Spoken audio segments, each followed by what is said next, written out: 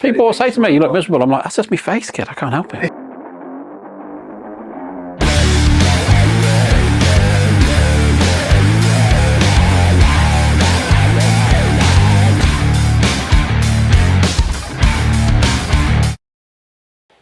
Oh yeah, Rob here from DocWob. In this episode we're going to start showing you through what we get up to day to day at the DocWob World Headquarters here in Worcestershire. So this is the orange workshop, the resto workshop. The blue workshop is R&D. So we've got some guys over there working at the moment. And I'll start running you through what we're doing with Tommy Searles 2001 VMXdN Foxhill test bike.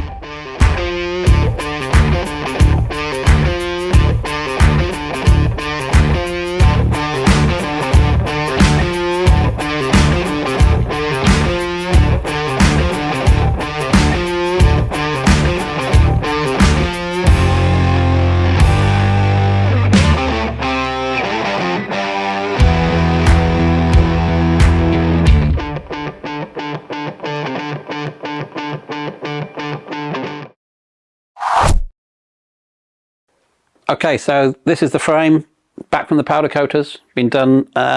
It's a prismatic colour called kiwi green. It's as close as you're going to get to Kawasaki green. So when it comes back from the powder coaters, the guys mask out the steering bearings and the VIN number for us so that doesn't get blasted to death. Then we get the frame back and we grind all the powder coat off any contact points, clean all the threads out, because you don't want to be bolting your engine through 4 layers of spongy powder coat, and also your engine's got to earth with your electrics. So without that, you're going to struggle. So we'll get that done, and then I'll show you the other bits and pieces we've done to the welding. So first off is the lugs for skid plate. So we make a skid plate from scratch.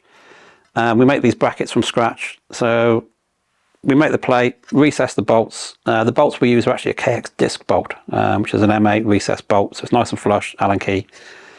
These lugs we make, we then weld them on the frame. We also weld the frames on for the case guard that we make. So we weld those on, weld this on before it goes for powder coat. So these are the case guard lugs we make and weld on. We weld nuts on the back of them because if you use a riv nut, it's not flush. So we weld the nuts on the back and then we make these bosses and weld them onto the frame. Hi there, I'm Martin. We're in the machine shop today and we're modding some chain guards for Tommy's bike. The standard production inner doesn't fit the factory chain guard, so we've got to take that slot out of our original part. I've got one in the miller. We're just going to do this and then we'll get back to Rob.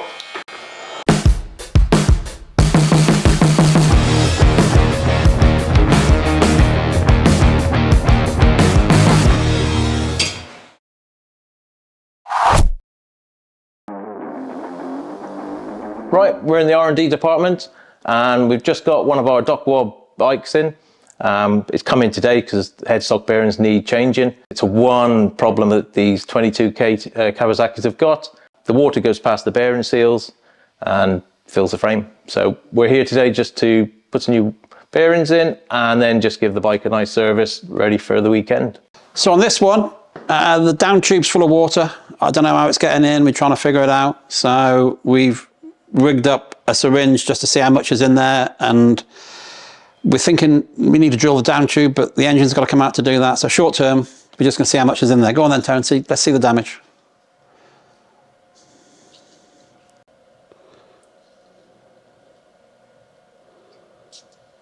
Another one, look, it's full up.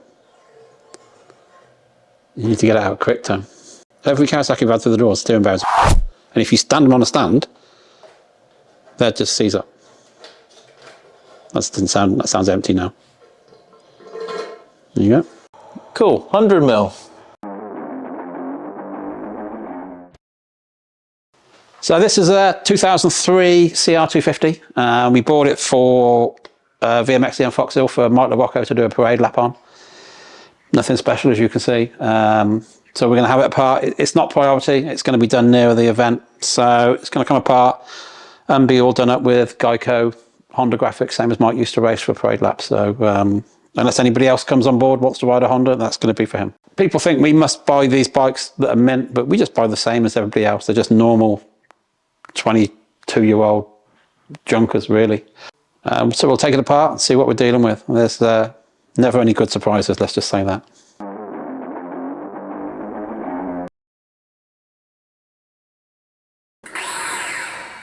So I actually filmed this and all the sparks were going into the camera, but I realised shortly after maybe that's not a good idea.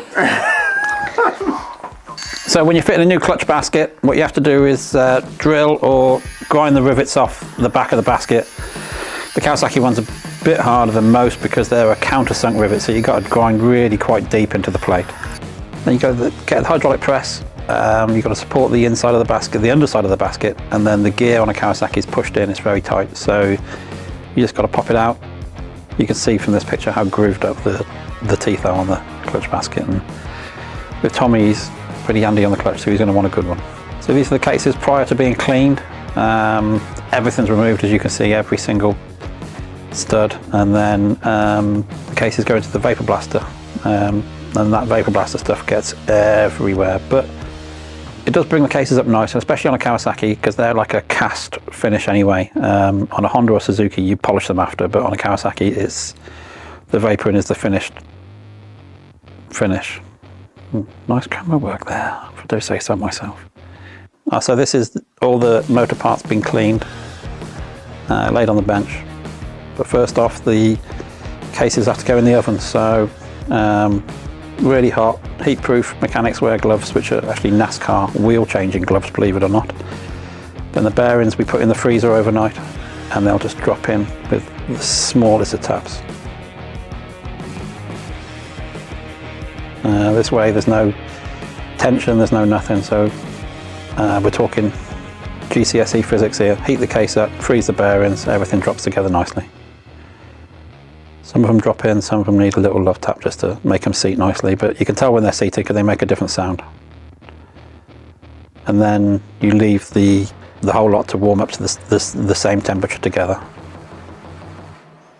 One thing you do need to do is spray the bearings with some WD-40 at this stage, because the condensation will cause the water to form on the bearings with the heat. Yeah, just because you haven't put the seals in at this point, so we have to put the seals in first on a Kawasaki. You can't get to them. So you have to put the seals in first with the hot cases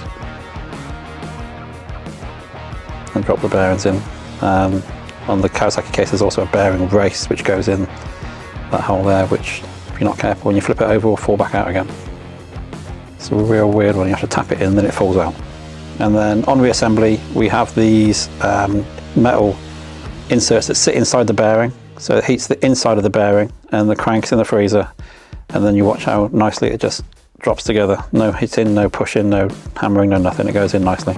So this is the bearing heating tool coming out, and this is the ignition side crankcase now being dropped on, so you can see how easy with the heat and the cooling it all goes back together.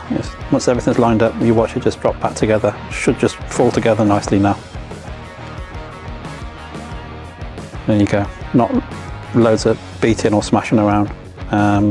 We use Yamaha Bond on the cases, and then go the titanium bolts, and she can be bolted up. We only ever use impact guns to take stuff apart. We always do bolts up by hand. So this is installing the gear on a Kawasaki clutch basket. It's a press fit, so again the gear's been in the freezer, the basket itself's been in the oven. So you just push it together, but you have to support the underside so the gear actually protrudes through the clutch basket, otherwise when you tighten it all up it'll just go tight.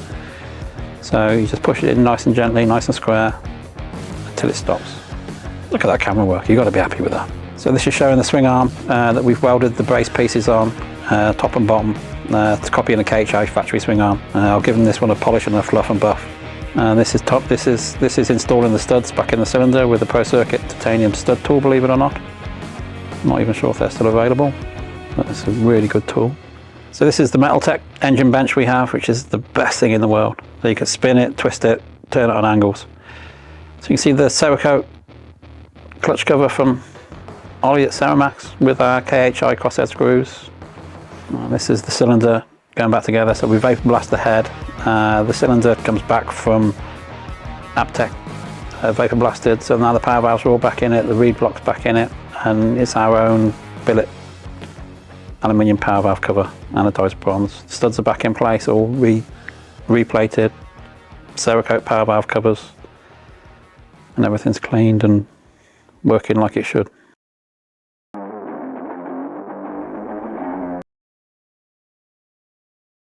Tone put the motor back together, and it's down to me to do the chassis. So motor's back in the frame, all the powder coats off, ready to go in, bolts are going in. There's a few which need machining down to make them just the right length. Start putting the hoses on, the electrics. The suspensions come from K-Tech, Tommy's sponsor, so they look after him. So we coated up the shock and they did the rest of the work, in fairness. The forks are 48mm Kayabas, generation 3, so they're good. So we're working on those, getting them in. We've got a bit of testing to do with Tommy. The wheels are rested in, we built the wheels, the hubs come from Talon, XL rims. We've anodized the hubs like a real light bronze champagne colour, trying to match the factory magnesium ones. String arms being machined up, ready to go in. There's a few bits and pieces we can talk about, which is our own oversized billet brake discs, brake carriers. We're starting to, this is a test bike for Tommy, but also for us. So this is our KHI factory Kawasaki replica 270 disc. It's a floating disc. The way it bolts on is different to a normal floating disc. It's very cool. Lightweight, looks cool. A little bit thicker than standard, so it gives you a better feel. It has to go with our billet carrier. So these fit everything from 89 all the way through to 06. Happy days. So that's it for this episode. We've got a lot more to do on Tommy's bike before we can get out and test it. We've got to get him on it as soon as possible to give him as much advantage as possible. So that's where we go out with that. Next episode, I'll show you the inspiration we used to build Tommy's bike, which is a little bit special.